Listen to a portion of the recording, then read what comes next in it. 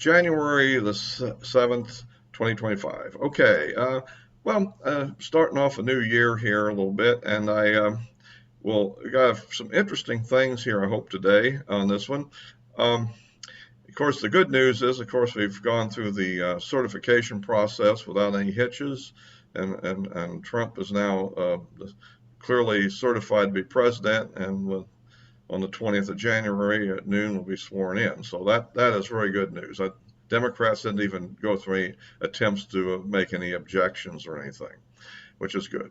So the thing I want to talk about mainly here is, and I have a few other comments at the end on what's going on in Ukraine, but the issue of the terrorist attacks lately, I think we pretty much have got the lowdown on the one in New Orleans, which was a guy who kind of become an ISIS follower, and probably is due largely to his failures in life, and who knows, and probably events in the Middle East and so forth.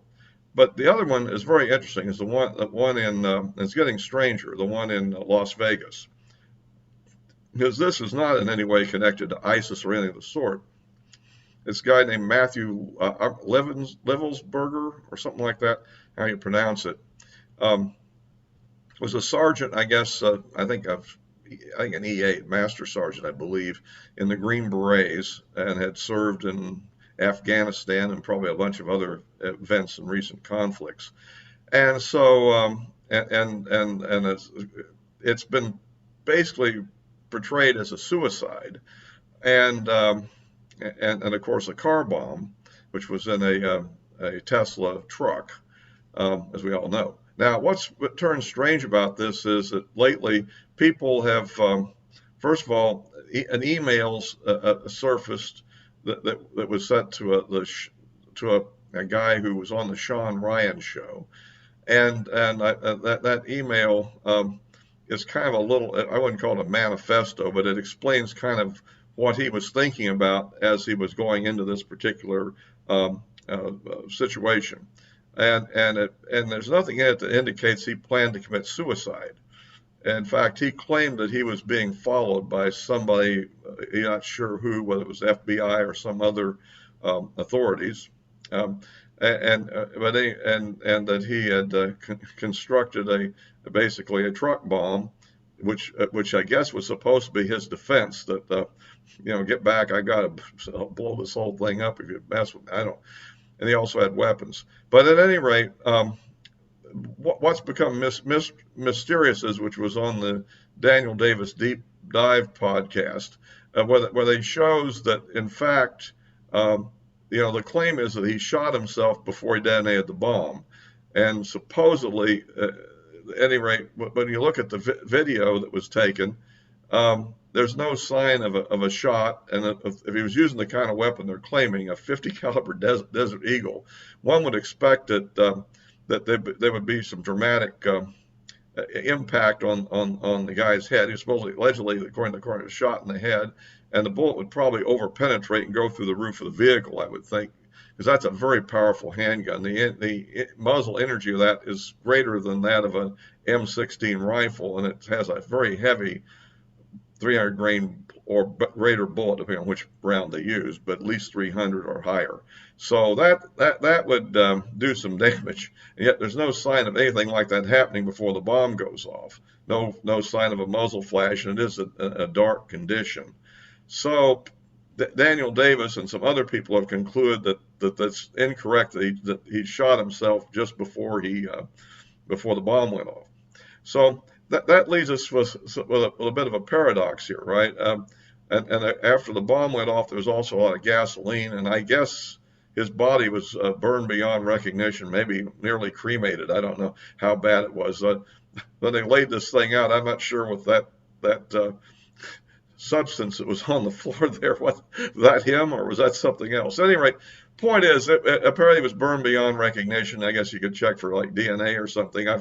There's a little confusion on what the status of that is, but what occurred, so that it becomes a rather strange situation that it doesn't add up, as they say. Now, add to it that there's this note that was sent to the Sean Ryan his friend that then got on the Sean Ryan program.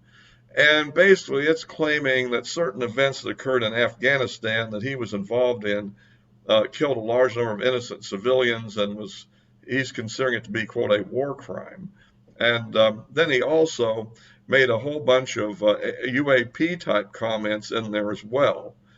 He does claim to have a top secret SCI clearance, and probably in the kind of work he's involved in, working with intelligence and special operations, covert operations, it's very likely he would have. So that seems to check out pretty good. He has some limited identifying information in there, which I can't verify. I don't know if anybody else has or not, to show that he's who he is and all that. So at any rate, so we have a bit of a mystery here, because what the authorities are saying doesn't seem to match the visual evidence. So if you like these videos, please give me a like, subscribe, check the bell, click the bell for notifications, or you can find me on Rumble at the address in the description below. Yeah, so I've been thinking about this a little bit, and one idea that came up on the Ryan show, which was interesting, was that, well, maybe that's not him, because something else came up, that he apparently has an account on Signal, which is on one of these encrypted apps that they have, and supposedly there was a code he was going to send or something that would indicate that he was in trouble. And allegedly this code was sent after the event that occurred in Las Vegas.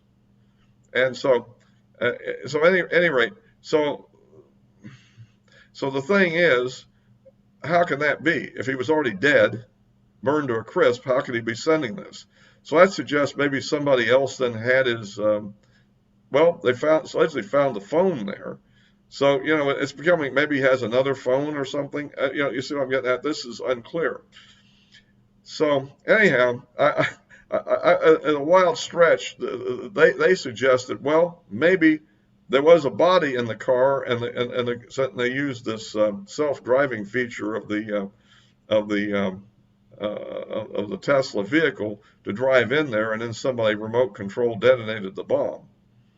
And so that's why they didn't see a gunshot. And whoever the body had already been shot previously, and was already dead.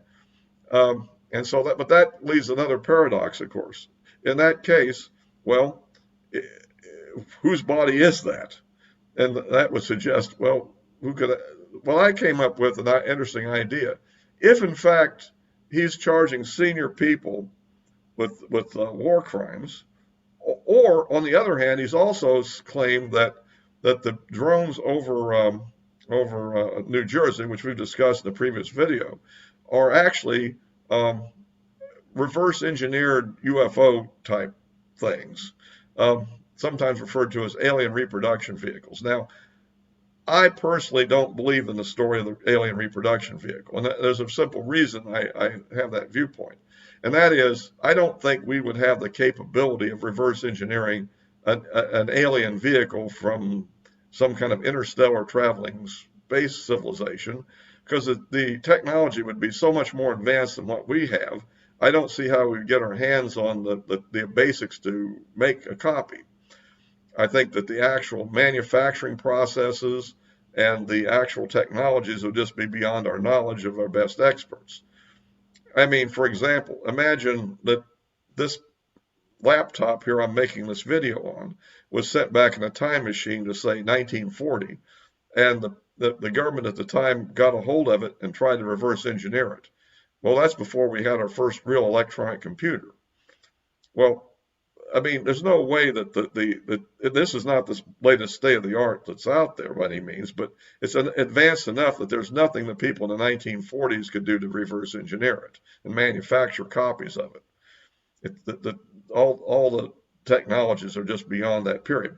And I think the same would be true of this alien craft, that if we ever were to get a hold of one, that we couldn't have copied it. But he's of the other school, and he's saying that he was cleared for UAPs and US UAP, which would seem to be a reproduction vehicle thing, which some people in let's call it the UFO world, believe is the case. Some of them would really argue with me about what I just said. So I don't know, but now here you have a guy who has top security clearance and is saying the same thing. Add to the fact that in crash recovery operations, if in fact they exist, and I tend to believe they do, I'm sure members of the special operations community would be involved, if nothing else, for maybe security and transportation of what they're getting. I'm not sure they might have technicians or science type people to actually be the one to really be hands on with it. But you know, he definitely would want special operations people to extract it and exfil it from the area, right? So he could be possibly actually involved in that. And so now we have a guy who may be somewhat blowing the whistle on the secret UFO program. At the same time, he's also accusing high senior officials of being involved in what could be charged as war crimes. And even if they aren't war crimes, they could be highly embarrassing to them and to the government and maybe disruptive of their careers.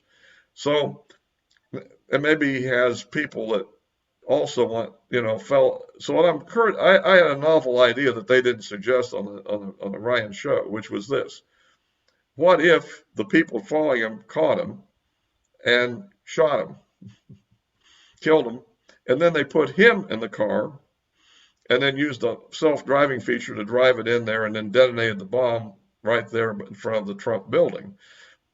Well, because as a Trump supporter, why would he want to do this in front of the Trump building anyhow, right? And supposedly he was a big Trump supporter. So you can see what I'm getting at here. Maybe this was turned into making it look like a terrorist incident / suicide. At the same time, he's neutralized and can't talk anymore. And they may not have even been aware he'd sent this email out ahead of time. But at any rate, he might be pretty well written off by most people as just a complete nut job at this point. Somebody suffering from post-traumatic stress disorder and simply lost it and is making incoherent statements. But at any rate, I just throw that out as an idea. What could be involved here? I don't know. I mean, it's all supposition, but I just thought there's a novel theory that I don't see where he would have got the body from otherwise, unless he just murdered somebody. But at any rate, that's one possibility. Okay, so at any rate, enough of that, but it's an interesting idea anyhow.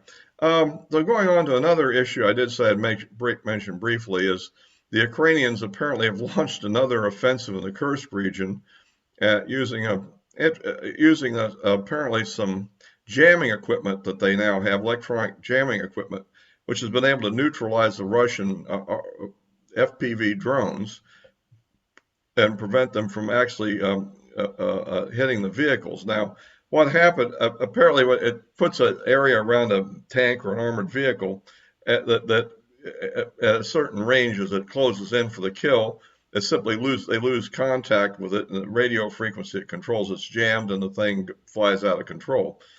However, the Russians apparently have also have a fiber optic guided drone they're using, and they brought in their, I guess it's KA-52, is it? The Alligator helicopters, and they're bringing those in, plus everything else, artillery and airstrikes.